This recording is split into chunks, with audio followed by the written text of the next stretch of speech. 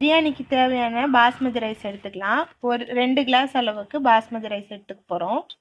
எங்கள் வீட்டில் 5 பேருங்க. ஒரு குட்டீஸ் இருக்கிறதுனால தாராளமாக 2 கிளாஸ் அரிசி போதும். அதனால் 2 கிளாஸ் அரிசியை ஊற வச்சுக்கலாம் ஒரு 1/2 அன் ஹவருக்கு. இது ஒரு 1/2 அன் ஹவர் ஊறட்டும். இதே அளவில் உங்களுக்கு எவ்வளோ தேவையோ கணக்கு செஞ்சு போடும். 2 கிளாஸ் அரிசிக்கு 1 கிலோ சிக்கன். 2 கிளாஸ் அரிசி ஊற வச்சோம் இல்லையா, பிரியாணிக்கு தேவையான அளவுக்கு 4 வெங்காயம், 3 பச்சை மிளகா, ஒரு 4 தக்காளி அரிஞ்சு வச்சுருக்கேன். அதுக்கப்புறம் இஞ்சி பூண்டு பேஸ்ட் வந்து ஒரு 3 ஸ்பூன் அளவு எடுத்திருக்கோம். ஒரு பிடி அளவுக்கு கொத்தமல்லி, ஒரு பிடி அளவு 2 பிடி அளவுக்கு புதினா அலசி எடுத்து வச்சுருக்கோம்.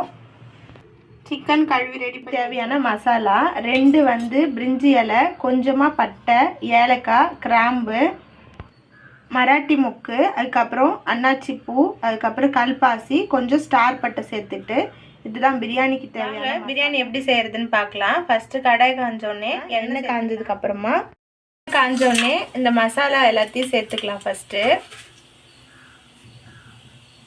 நல்லா பொரிஞ்சு வரட்டும். அரிஞ்சு வச்ச வெங்காயத்தை சேர்த்துக்கலாம்.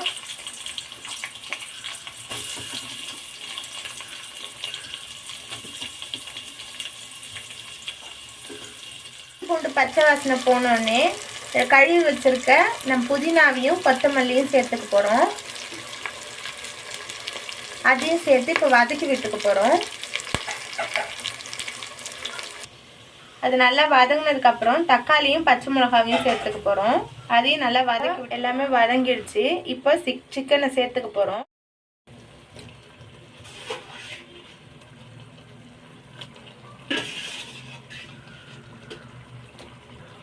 சிக்கனை நல்லா கிளறி விட்டுக்கலாம். ஒரு 5 மினிட்ஸ் குக் ஆகட்டும்.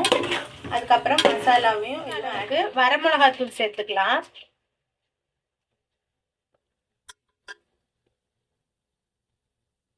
கால் ஸ்பூன் கரம் மசாலா சேர்த்துக்கலாம்.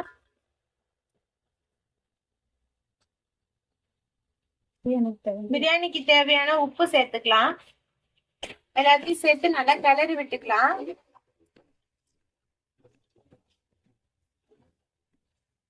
சிக்கன் நல்லா வதங்கிடுச்சு. பிரியாணிக்கு வந்து நம்ம 1 கிளாஸ் அரிசிக்கு 2 கிளாஸ் அரிசி தண்ணி சேர்ப்போம் இல்லையா, ஆனால் பிரியாணிக்கு அப்படி சேர்க்கக்கூடாது. 1 கிளாஸ் அரிசிக்கு 1.5 கிளாஸ் தண்ணி சேர்க்கணும். அது மாதிரி 2 கிளாஸ் அரிசிக்கு நான் வந்து 3 கிளாஸ் தண்ணி எடுத்திருக்கேன். இப்போ அந்த தண்ணியை சேர்த்துக்கலாம். நீங்கள் எந்த கிளாஸால் அரிசி எடுக்கிறீங்களோ அதே கிளாஸ் அளவில் நீங்கள் தண்ணி அளந்து பாருங்க. தண்ணி கொதிச்சிருச்சு. இப்போ பிரியாணி அரிசியை சேர்த்துக்கலாம்.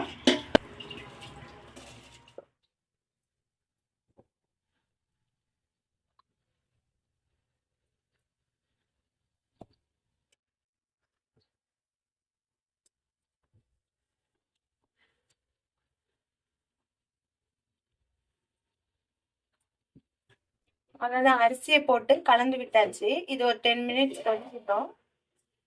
அதுக்கப்புறமா நம்ம கிளறி விட்டுக்கலாம்.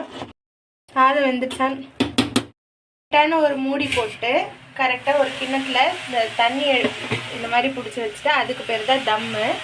இது வந்து ஒரு ஸ்லோ ஃப்ளேமில் வச்சுட்டு ஒரு 5 ஆகிடுச்சு. கொத்தமல்லி தூவிட்டு கொஞ்சம். உங்களுக்கு பிடிச்சிருந்தா லைக் பண்ணுங்க, ஷேர் பண்ணுங்க, சப்ஸ்கிரைப் பண்ணுங்க. வேற ஏதோ டவுட் இருந்தால் கமெண்ட் செக்ஷன்ல கமெண்ட் பண்ணுங்க. தேங்க்யூ.